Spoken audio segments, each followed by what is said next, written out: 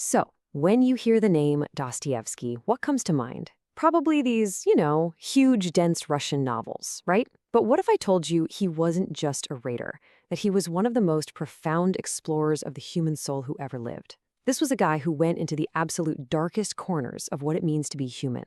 We're talking madness, morality, murder, and faith, and he came back with truths that are just as powerful today.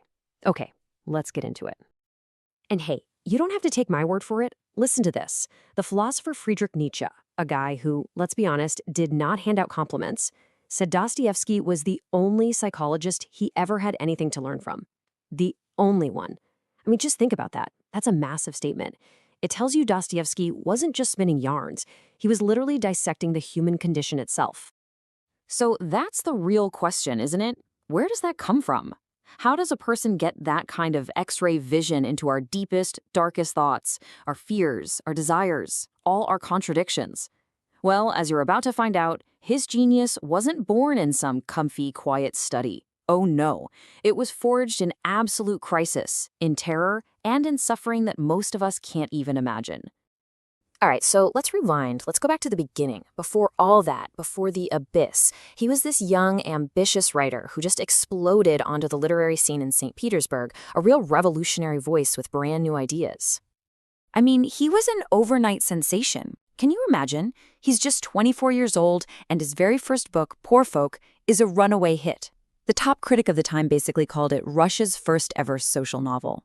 And bam, just like that, Dostoevsky is the talk of the town, welcomed into all the most important literary circles, a young star with a super bright future ahead of him.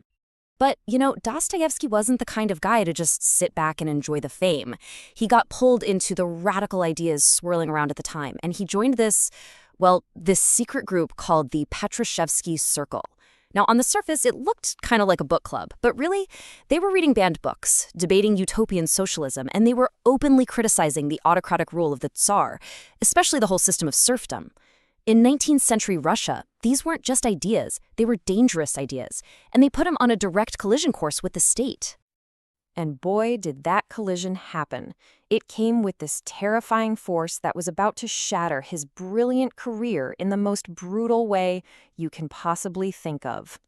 So picture this. Early morning, April 23rd, 1849. A loud knock on the door. Dostoevsky and the other members are arrested. He's hauled off to the Peter and Paul fortress. And this isn't just any old jail. This is where they put the most dangerous political enemies of the state. For 8 long months, he's in solitary confinement, getting interrogated and put on trial for being part of this circle. And then came the moment that would change everything. The moment that would define the rest of his life. The prisoners are marched out into a public square. It's freezing. It's December. A death sentence is read out loud. Execution by firing squad.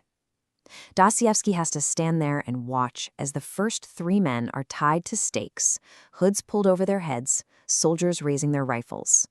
He's in the next group of 3. He is 100% certain that he has minutes, maybe seconds, to live. But then, at the very last possible moment, just as the order to fire is about to be given, a messenger from the Tsar comes galloping in, waving a piece of paper. The sentences have been commuted. The whole thing, it was a show. A sick, twisted piece of psychological torture. A mock execution. So, he wasn't dead. But his ordeal? Oh, it was far from over. His new sentence, 4 years of hard labor in a Siberian prison camp, a place literally designed to break a person's body and soul. Just try to wrap your head around that. For 4 years, he's in shackles, officially labeled one of the most dangerous convicts, and shipped off to a brutal prison camp in Omsk, Siberia. This was the crucible. This is where that young idealist was going to be completely burned away. And these are Dostoevsky's own words, so you can hear just how horrific it was. He described the barracks as a living hell.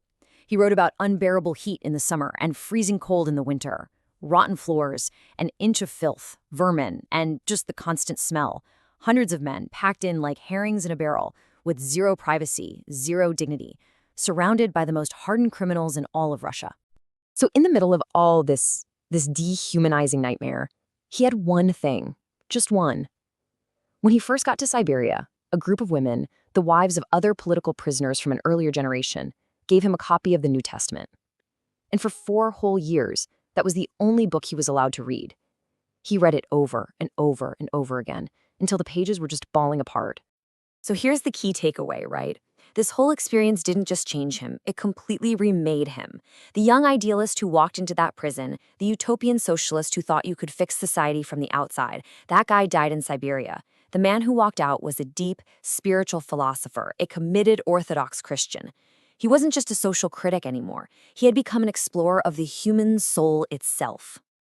So after he gets out of prison, and after a stint of forced military service, Dostoevsky finally returns to the literary world, and he takes all of that pain, all of that immense suffering, and he channels it.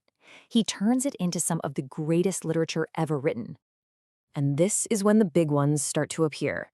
You've got Notes from Underground, which is basically the first existentialist novel. Then Crime and Punishment, the ultimate deep dive into guilt.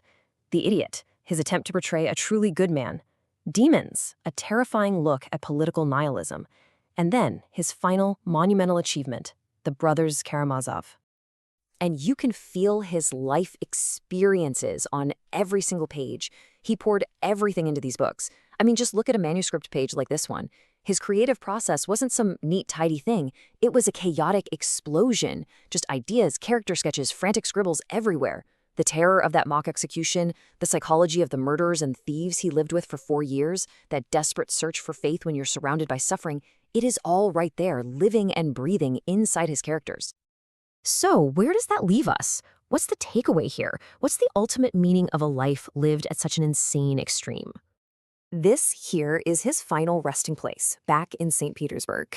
And the key to understanding his entire life, his whole philosophy, is actually carved right onto his tombstone. This verse from the Gospel of John was also the opening quote for his last novel, The Brothers Karamazov. "Verily, verily, I say unto you, except a corn of wheat fall into the ground and die, it abideth alone. But if it dies, it bringeth forth much fruit." I mean, that was Dostoevsky's life, right? A seed has to fall into the ground and die before it can grow into something new and bear fruit. The young, idealistic man, he had to die on that freezing public square and in that Siberian prison so that the profound philosophical artist, the one we remember, could be born. And that leaves us with this final, really challenging question. Dostoevsky's life seems to suggest an answer. He stared right into the abyss, and yeah, the abyss stared back. But instead of being destroyed by it, he came back with a vision of humanity that was so deep, so compassionate, and so unflinchingly honest that we are still learning from it today.